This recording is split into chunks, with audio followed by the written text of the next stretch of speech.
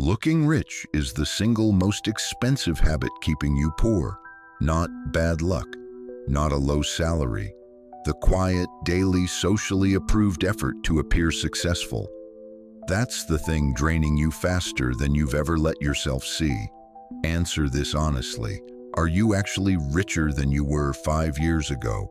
You almost certainly earn more. The raises came, the income climbed. And yet, when you look at what you've actually kept, the freedom you actually feel, the breathing room you actually have, does any of it match how much more you're making? For most people, the honest answer is no. The money went up and somehow life got tighter, not freer. A bigger paycheck, a nicer car, a better apartment, more, you deserve it. And the same anxious feeling at the end of every month. Running faster, staying in place. There's a name for this trap, and there's an ancient cure for it. The cure comes from the richest man in ancient China, who chose deliberately to live like he was poor. This isn't motivation. This is the actual practice of a man named Fan Li, who built 3 separate fortunes 2,500 years ago and is still honored across China as the god of wealth. And one of the quiet reasons he could build wealth again and again was a discipline almost no one is willing to copy. By the end of this, you're going to understand why your rising income never made you feel rich, and exactly what the wealthy do differently. Let's start with the trap, because you have to see it clearly before you can escape it. When your income rises, your spending quietly rises to meet it. The raise becomes a nicer lifestyle within weeks. Within months, that nicer lifestyle feels normal, not luxurious, normal. And you couldn't go back without it feeling like loss. So you've earned more and freed yourself not 1 inch. Your costs simply expanded to swallow your gains. And the cruelest part is it never feels like a decision. It feels like just living a little better. Each upgrade reasonable on its own. The sum total, a cage that grows exactly as fast as you do. Now here's Fan Li, a man who had, by the standards of his age, almost unlimited wealth, 3 times over. And the histories describe him not as a man drowning in luxury, but as someone who worked, lived simply, and kept his hands in the real business of creating value. He didn't let the fortune become a lifestyle that owned him. He kept his life smaller than his means, on purpose. And that deliberate gap between what he could spend and what he chose to spend was the source of his power, because that gap has a name. It's called margin. And margin is the rarest, most valuable thing in financial life. Now, if you think a 2,500-year-old merchant has nothing to teach you about modern money, consider one of the most studied facts in personal finance.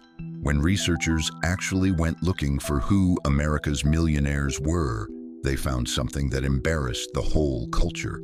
Most of them lived in modest homes, drove ordinary used cars, and spent far below what they could afford. The people who looked rich, the luxury cars, the designer everything, were very often the ones with almost nothing saved. Financing an image. The actual wealthy had quietly done the opposite. They kept the gap. They chose margin over appearance. The millionaire, it turned out, was usually the one you'd never suspect. And consider the reverse, the most brutal proof of all. Study after study has found that a stunning share of lottery winners, people handed millions overnight, are broke within years.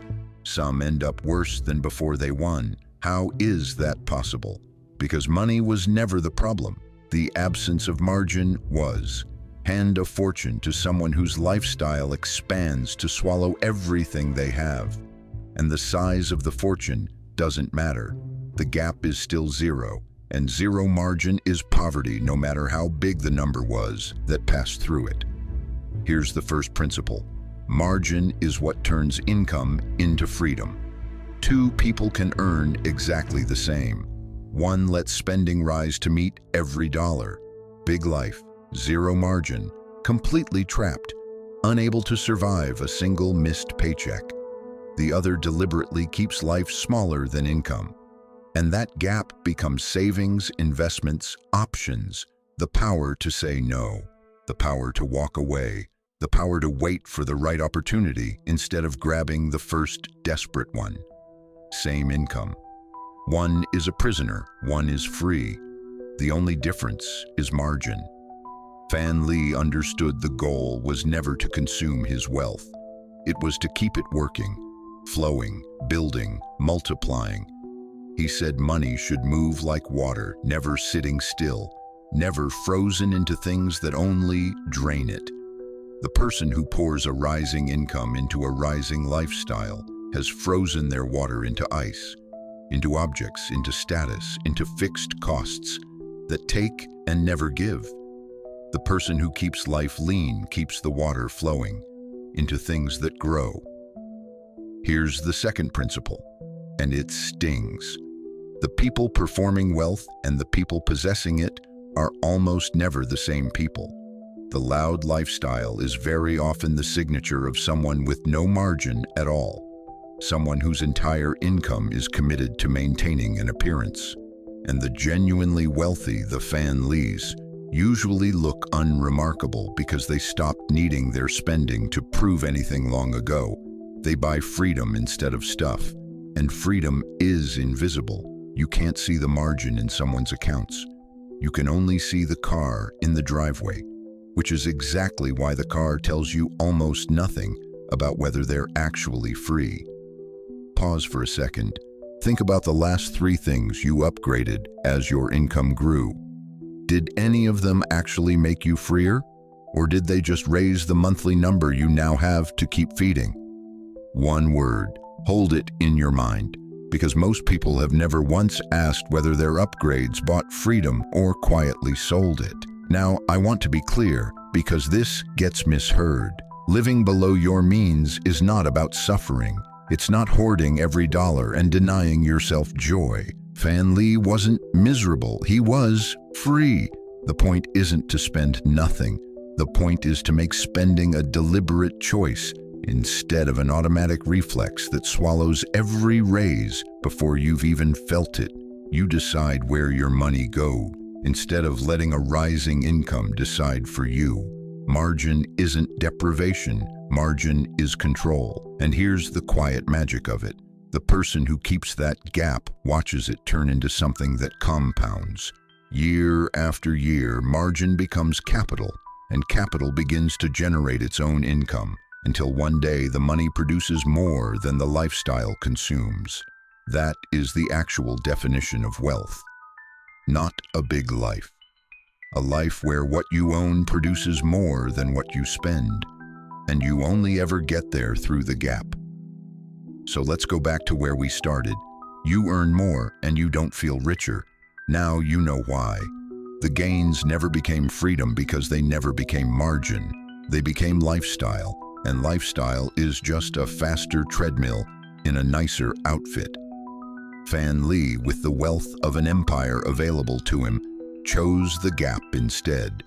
He lived beneath his means, not because he had to, but because he understood the gap was the whole game. So don't think about how to live bigger as you earn more. Think about who you're becoming, not someone sprinting faster on a more expensive treadmill. Someone whose life stays calm and lean, while the gap underneath it quietly grows into freedom. And here's the thing, Fan Li was one of an entire generation of Chinese minds who understood money at this depth. The investor who bought when everyone else sold in panic. The strategists who reshaped kingdoms with words alone. The philosopher the West would one day call their own Machiavelli. We're decoding every one of them, one mind at a time. If this explained even a little of why your rising income never set you free, then you understand why most people will keep upgrading the cage and calling it success. A few will choose the gap instead. Decide which one you are.